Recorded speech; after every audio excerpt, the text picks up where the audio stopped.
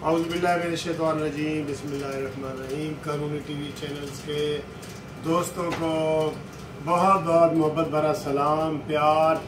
और आज हम आपके लिए जनाब वही शख्सियत लेके आए हैं जिनको आप पसंद करते हैं, जिनकी वीडियो बड़ी हिट होती हैं, जिनकी आप ऑब्जर्वेशन और कमेंट्स और तबसरा और सारे चीज़ बड़े शौक़ से देखते हैं और वो बहुत बहुत ज़्यादा चलता है। आप देख लें उसका। तो मेरी मुराद है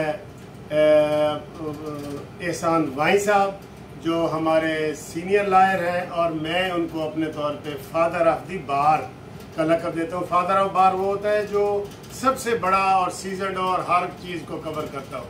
फादर ऑफ द बार है और ANP के पाकिस्तान के साबका सदर है ANP के।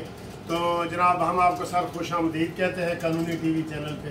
थैंक यू वेरी मच साहब। हाँ जी, तो मैं इनसे ये सवाल पूछता हूँ सर जी, ये हुकूमत आई है तो 2 महीने तकरीबन होने वाले हैं और ये 2 महीनों में इन्होंने घी महंगा किया है, पेट्रोल महंगा किया है, डॉलर काबू नहीं आ रही और बिजली और सारी चीज़ें हैं।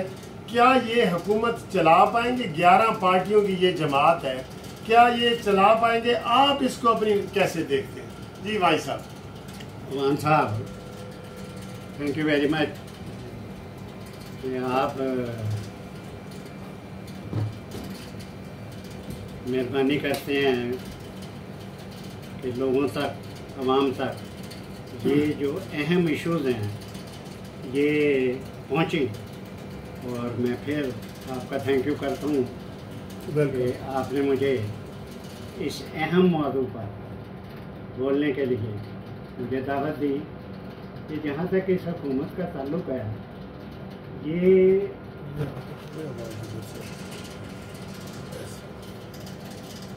जी जहाँ तक इस हुकूमत का ताल्लुक़ है, हाँ जी, ये हुकूमत तो इसको तो हो गया है 1.5 माह। हाँ जी, हुकूमत की है। और इससे पहली हुकूमत कुछ 3.5 साल रही, 3.25 साल। बिल्कुल। और उस 3.25 साल में उन्होंने, पुरानी हुकूमत ने इस मुल्क की सारी इकोनॉमी तबाह कर दी। और यहाँ तक मामला पहुँच गया था कि इस हुकूमत की वजह से ये मुल्क जो है ये दिवालिया होने वाला। ठीक। इनको जो यहाँ इस हुकूमत से जो निकाला, वो क्यों निकाला? इसलिए कि जो अदारे थे जिसके मतलब मौजूदा हुकूमत की लीडरशिप भी क्रिटिसाइज़ करती रही कि ये दखल न दें, और ये उन अदारों पर फ़ख्र करता रहा कि ये मुझे सपोर्ट करते हैं। और वाकई वो अदारे इसे लेके भी आए थे, अदरवाइज इसकी कोई अहमियत नहीं सियासी कि ये हुकूमत में आता। ठीक, बिल्कुल ठीक। तो उन्होंने महसूस किया वो अदारा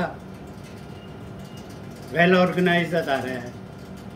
पाकिस्तान बनने के बाद वही इस मुल्क को चलाता रहा और पॉलिटिकल लोग, पॉलिटिकल वर्कर उसको नापसंद करते थे कि ये क्यों दखल देता है ये अदारा इस मुल्क की सियासत में।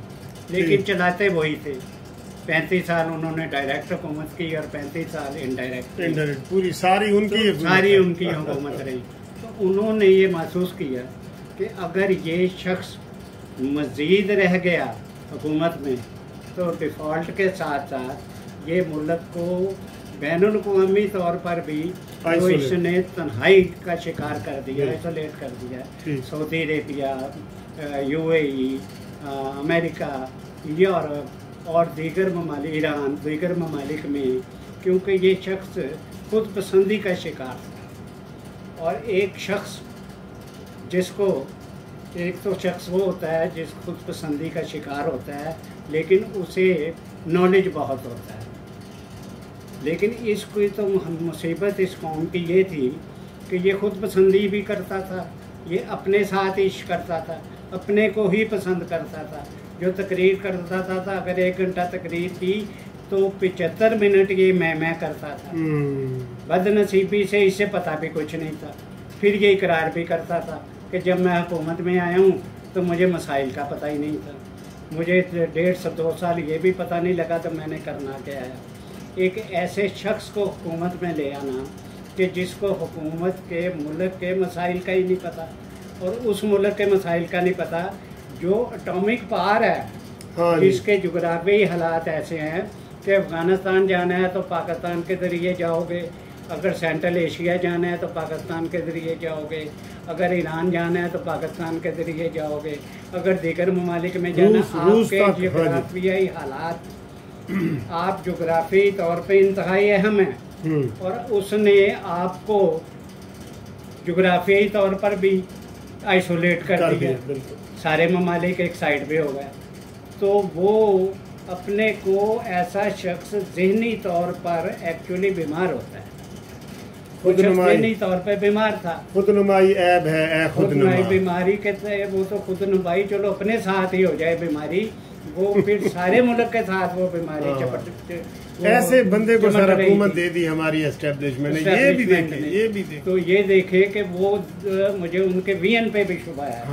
कि उनका ख्याल था कि ये बेपनाह, कि हम नून लीग से भी तंग हैं, उनका ख्याल था कि हम पीपल्स पार्टी से भी तंग हैं, 30 साल हो गए इन्हें हुकूमत करते हुए, और हम एक नया आदमी लेके आए, और उन्होंने नए आदमी को ये नहीं देखा कि इसमें अहलियत क्या है, इसका वीएन क्या है, इसको पॉलिटिक्स का पता है। मैं तो ये नहीं कहता कि उसका पॉलिटिकल बैकग्राउंड है, मैं कहता हूँ ये तो देखते कि इसको पॉलिटिक्स की समझ है, इसको ये पता है कि ये मुल्क कहाँ खड़ा है, इसके मसाइल क्या हैं, माशी तौर पे ये कहाँ खड़ा है, पॉलिटिकली ये कहाँ खड़ा है, बैनुल कौमी तौर पे ये कहाँ खड़ा है, इसके कौन कौन से, अगर कोई भी हुकूमत, कोई भी पार्टी बरसरे इक़्तिदार आती है तो पहले वो इश्यूज़ देखती है कि इस मुल्क के वो कौन से अहम इश्यूज़ हैं जिनको हमने सॉल्व करना है ताकि ये मुल्क तरक्की करे। अब उसे निकाला, अब निकालने के बाद इनको ये चूँकि अपोजिशन 9 पार्टियों पर मुश्तमिल थी और स्ट्रगल कर रही थी, उन्हें पता था कि ये शख्स मुल्क को बर्बाद कर रहा है, ये शख्स अगर रह गया मुल्क में तो ये मुल्क जो है ये माशी तौर पर बिल्कुल ज़ीरो पे चला गया। हाँ जी, और ये 22 करोड़ आवाम की आबादी है, अहम मुल्क है, ये उन्हें पता था। लेकिन ये अब मुसीबत इनकी ये थी उस अदारे की कि वो उसे जब पता लगा कि ये अब अदारा जो है हमारे साथ नहीं है, ये उन्हें गालियाँ देने लगा, क्योंकि ऐसा शख्स जो कमज़ोरियों पर नज़र रखता हो, उन्हें उनकी कमज़ोरियों का भी पता था। ये मुझे लेके आए, बरमला कहता था कि हम एक पेज पे हैं, मुझे ये अदारे की सपोर्ट हासिल है, मुझे चीफ ऑफ स्टाफ की सपोर्ट हासिल है, नाम लेके कह देता था। जब इसे ये पता लगा कि वो इंडिफरेंट हो गए हैं जी, गैर जानबदार हो गए, न्यूट्रल हो गए। तो न्यूट्रल तो अंग्रेजी में है ना, गैर जानबदार हो गए कि ना उधर के ना उधर के। इसने फिर उन्हें जानवर बनाया, गालियाँ दी। मीर जाफर और ये चीफ ऑफ स्टाफ को जुल्म खुदा का, हमारी 7 करोड़ कुछ भी है, सॉरी 7 लाख आर्मी है, और वो दहशतगर्दी के खिलाफ भी लड़ रही है। नौजवान बच्चे जो हैं वो शहादतें दे रहे हैं, ये उसके सिपा सालार को भी क्रिटिसाइज नूनली भी करती रही लेकिन वो पॉलिटिकली करते थे। इसने उसको मीर जाफर मीर सादक बना दिया, अल्लाह अकबर है जी, गद्दार बना दिया। ये मेरा मतलब इससे ज्यादा कोई जुल्म हो सकता है किसी कौम पर? सर इसके खिलाफ क्यों नहीं कार्रवाई हो रही? मैं वही अर्ज कर रहा हूँ, ये तो आप सवाल कर रहे हैं कि इसके खिलाफ क्यों नहीं इंतकाम लिया जाए। हाँ जी, क्यों नहीं इसके खिलाफ FIR है, कोई बगावत, कोई। अब वही इसने उन्हें ब्लैकमेल किया, कभी तुमने निकाला। जब उन्होंने उसे ये पता नहीं था, ये एक भरपूर अदारा है जिसके जर्नैल हैं, वो जर्नैल बैठ के फैसले करते हैं। हाँ जी, एक शख्स जो है चीफ ऑफ स्टाफ जो है या ISI का सरबराह जो इसने दोस्त बनाया हुआ था, वो फैसले नहीं करते, एक बंदा नहीं करता एक बंदा नहीं करता या 2 बंदे नहीं करते, वो स्टिक किए अपने इस फैसले पर कि हमने तुझे सपोर्ट नहीं करना है जी। तो उसकी बिना पर ये फिर फारग हुआ, क्योंकि जो पार्टियां MKM और बाप पार्टी, इनके लोग उस अदारे के सरबराह और ISI के चेयरमैन डायरेक्टर के कहने पे इसको सपोर्ट कर रहे थे। बिल्कुल बिल्कुल, बिल्कुल। ये तो 5-7 MNAs के सर पे हुकूमत कर रहा था। जी। वो जिस वक्त वो इंडिफरेंट हुए, वो अलहदा हो गए। अलहदा होते ही इसकी मेजॉरिटी ख़त्म हुई, ये धड़ाम से गिर गया। नो कॉन्फिडेंस, इसके खिलाफ मोशन हुई, ये फारग हो गया। जब ये फारग हुआ तो ये चूँकि ज़हनी तौर पे बीमार शख्स है, इसने कहा कि मेरी तो चॉइस ही कोई नहीं थी। इसका ख्याल था कि मुझे ये नहीं निकाल सकते क्योंकि इनके पास कोई मेरी चॉइस नहीं है, ये किसको लाएंगे। जब ये वही आ गए जिनको उस अदारे ने निकाला था, ये वही आ गए। बाप प्राइम मिनिस्टर आ गया और बेटा चीफ मिनिस्टर आ गया, क्योंकि उस अदारे को भी पता था कि ये तजर्बाकार लोग हैं, इन पर नाजायज़ मुकदमात बने, झूठे। ये बदयानत भी नहीं थे, ये सनतकारों की औलाद थी, ये भूखे नंगे भी नहीं थे। ये उनके पास, और ये तो कहता था ना मेरे अलावा कोई ऑप्शन नहीं है। उनको उनके एनालिसिस में इनके अलावा कोई ऑप्शन नहीं। ठीक है, ये सर बात आपकी हमें समझ आ गई। फिक्रा हमारी ये आखिरी फिक्र है कि उसके बाद उनका ख्याल था कि यही अब इस मुल्क को संभाल सकते हैं, इसलिए ये बरसरे इक़्तिदार आए। ठीक है, अब ये आपने इनकी बता दी है कि जनाब किस तरीके से इमरान खान की नलैकियाँ, नाअहलियाँ, और बड़ा दुख होता है, यकीन करें भाई साहब, आपकी ये बातें सुन के ना मैं अभी दिल में ऐसे रो रहा था कि यार इतने नाअहल और निकम्मे आदमी को पाकिस्तान इसके हवाले कर दिया है जो एक घर नहीं चला सकता। तो अब मैं आपसे अगला सवाल पूछूंगा, हमारा थोड़ा सा सर टाइम लिमिटेड होता है वीडियो में।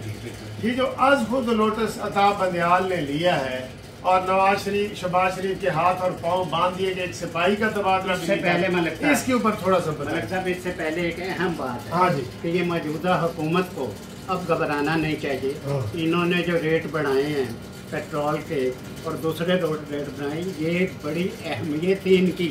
अगर ये ना बढ़ाते तो ये माशी तौर पे हम नहल हो जाते, ये मुल्क डूब जाता। इसलिए अब ये हौसला करें और वक्त पे इलेक्शन कराएं, ब्लैकमेल ना हो, अब हुकूमत ना छोड़ें। और मुझे यकीन है कि इनकी हुकूमत की वजह से, इनके तजर्बे की वजह से माशी तौर पे ये मुल्क को संभाल लें। बिल्कुल। आगे आप जी आज खुद नोटिस की तरफ आ जाए जी, अताब बंदियाल और मज़ाहिर अली नकवी साहब ने जो खत लिख के। अब बात ये है मेरे साहब कि इसके जब इसको लेके आए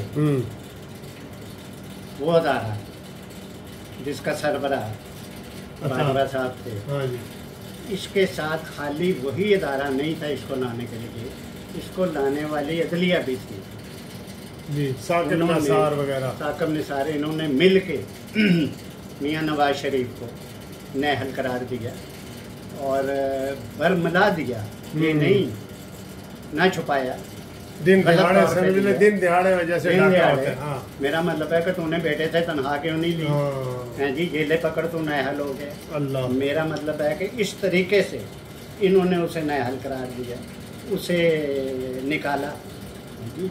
तो उसके बाद उसे निकालने के ये नंगे हुए थे, ये बिल्कुल नंगे हो जाते हैं जी। हत्ता कि यहाँ तक कि साकिब निसार की, अब नून लीग के, मेरा तो तल्लक नून लीग से नहीं है, लेकिन नून लीग की मियाँ नवाज शरीफ की बेटी जो है मरियम नवाज, उसके पास साकिब निसार की बेगम आई।